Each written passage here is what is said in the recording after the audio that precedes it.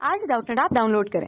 Doubtnut पर अपने सभी गणित, रसायन विज्ञान, भौतिक विज्ञान और जीव विज्ञान के डाउट्स का करो सफाया। बस प्रश्न की फोटो खींचो, एक ही प्रश्न को क्रॉप करो और तुरंत वीडियो सोल्यूशन पाओ। अभी डाउनलोड करें। क्वेश्चन हमारे पास है कि दो विपरीत एवं बराबर आवेशों Q जो यहाँ पर दिया हुआ है गुणा 10 की घात ऋण 6 कूलॉम को 2 सेंटीमीटर दूरी पर रखे जाने से एक द्विध्रुव का निर्माण होता है। अब इस द्विध्रुव को हम 1 गुणा 10 की घात 5 न्यूटन प्रति मीटर के बाह्य वैद्युत क्षेत्र में रखें तो उस पर लगने वाले अधिकतम बल आघूर्ण का मान एवं इसके अलावा इसे 180 डिग्री से घुमाने के लिए किए गए कार्य का मान होगा। ये पूछा जा रहा है कितना होगा। ठीक है, ऑप्शंस में हमें क्रमशः अधिकतम बल आघूर्ण के मान और 180 डिग्री से घुमाने के लिए किए गए कार्य के मान हमें दिए हुए हैं क्रमशः न्यूटन मीटर और जूल पे। ठीक है, 4 ऑप्शंस पे ये मान दिए हुए हैं, तो कौन सा ऑप्शन यहाँ पर सही होता है वो हमें समझना है। इसके लिए हमने मान लिया कि ये वैद्युत क्षेत्र है। ठीक है, वैद्युत क्षेत्र एक समान रूप से एक नियत दिशा पर है। ये वैद्युत क्षेत्र हमने बना दिया और ये बताया कि एक वैद्युत क्षेत्र से एक नियत कोण बनाते हुए मतलब थीटा कोण बनाते हुए अगर हमने कहा कि मान लीजिए ये कोण जो बनता है वो थीटा कोण है। ठीक है, दो यहाँ पर आवेश है इस एक छोर पर और एक दूसरे, तो ये हमारे पास क्या बनता है, ये हमारे पास बनता है 2L के रूप में। ये जो दूरी है, दूरी को हमने ले लिया, दोनों ध्रुवों के बीच की दूरी को, अगर द्विध्रुव हमारे पास है 2L हमने उसकी लंबाई को ले लिया। ठीक है, एक पर आवेश का परिमाण Q है और दूसरे पर आवेश का परिमाण ऋण Q है, ये हम मान के चलते हैं। ठीक है, दो विपरीत हैं और बराबर आवेश हैं तो आवेश के परिमाण हमें मिले हैं। 2 सेंटीमीटर की दूरी पर है, 2L का मान हमारे पास मिला है। अब वैद्युत क्षेत्र जो 1 गुणा 10 की घात 5 न्यूटन प्रति मीटर का बाह्य वैद्युत क्षेत्र उस पर लगा हुआ है, तो उस पर लगने वाले अधिकतम बल आघूर्ण का मान हमें देखना है और उसे 180 डिग्री घुमाने के लिए किए गए कार्य का मान हमें देखना है। मानों को हम लिख लेते हैं। केवल Q के रूप में अगर हम प्रस्तुत करना चाहें तो वो हमारे पास होता है 1 गुना 10 घात पर ऋण 6 कूलॉम के रूप में। ये धन और ऋण दोनों होगा क्योंकि दो आवेश हमारे पास हैं।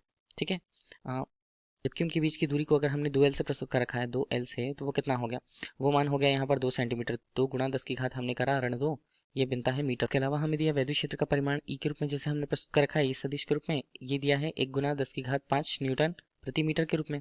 ठीक है, और इसके अलावा हमें क्या करना है, हमें कार्य का परिमाण देखना है। अगर उसे हम 180 डिग्री घुमाएं तो कार्य के लिए घुमाने के लिए देखिए कार्य का परिमाण अगर हमें ज्ञात करना है तो कहाँ से कहाँ तक हम लेंगे जिसका मान 0 है, 0 डिग्री। इसे हम ले जाएंगे थीटा 2 का मान कितना, ये हमारे पास 180। ठीक है, तो 0 डिग्री से 180 डिग्री तक हमें उसे घुमाना है, तो घुमाने के लिए कार्य का परिमाण चाहिए और बल आघूर्ण का मान अधिकतम, तो टाउ मैक्स हमें निकालना है। बल आघूर्ण का सूत्र क्या बनता है, पहला हमारे पास जो निकालना है हमें, इसे टाउ मैक्स के रूप में प्रदर्शित हम करते हैं। मान कितना होता है, मान होता है PE के रूप में। ठीक है, P हमें क्या बता रहा है, P हमें बता रहा है कि द्विध्रुव के लिए उसका आघूर्ण कितना है, और आघूर्ण क्या होता है, एक आवेश का परिमाण Q और उनके बीच की दूरी 2L के रूप में जैसे हमने प्रस्तुत कर रखा और यहाँ पर E। ठीक है, तो ये सभी मानों को हम यहाँ पर रखेंगे। Q का परिमाण हम देख रहे हैं तो हम केवल परिमाण लेते हैं ना, 10 की घात ऋण 6 कूलॉम के रूप में। इसके अलावा गुणा करें तो 2L का मान हमारे पास कितना है, 2 गुना 10 घात पर ऋण 2, और गुणा हम करें E का मान, तो E का मान हमारे पास है 1 गुना 10 घात पर 5, ये किस में रहता है, न्यूटन प्रति मीटर पर। कितना आ जाता है, 2 ही बचा है यहाँ पर, तो 2 हमने ले लिया, गुणा करें 10 की घात ऋण 6 ऋण 2, तो ये हमारे पास बनता है ऋण 8 के रूप में। तो ये हमारे पास बना कुल रूप से 10 की घात ऋण 3। ये किस में मिलता है, ये मिलता है हमें न्यूटन मीटर पर। ठीक है, तो ये हमें क्या बता रहा है, अधिकतम बल आघूर्ण के मान को बता रहा है। अब हम कार्य का परिमाण देखें दूसरे पद पर, तो दूसरा हमारे पास होगा कार्य W से व्यक्त करें तो W का मान कितना होगा, ये होगा ऋण PE और ये बनता है कॉस थीटा, यहाँ पर 1 से 1 ऋण हम करें तो कॉस ये बनता है θ2 के रूप में। ठीक है, ये हमारे पास हुआ, तो कार्य का परिमाण W के रूप में ये हो गया।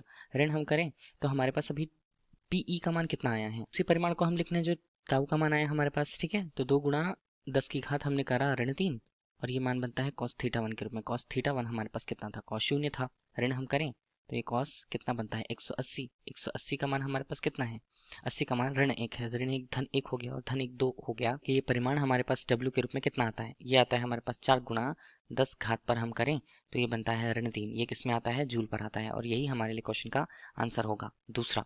तो हमें क्रमशः क्या पूछा गया था, बल आघूर्ण का मान और दूसरा कार्य पूछा गया था। बल आघूर्ण हमें 2 गुणा 10 की घात ऋण 3 न्यूटन मीटर और कार्य हमें ऋण 4 गुणा 10 की घात ऋण 3 जूल पर मिलता है। ठीक है, ये हमें कहाँ मिल रहा है, तो ये हमें मिल रहा है विकल्प बी पर, तो विकल्प बी क्वेश्चन का सही आंसर है। Thank you.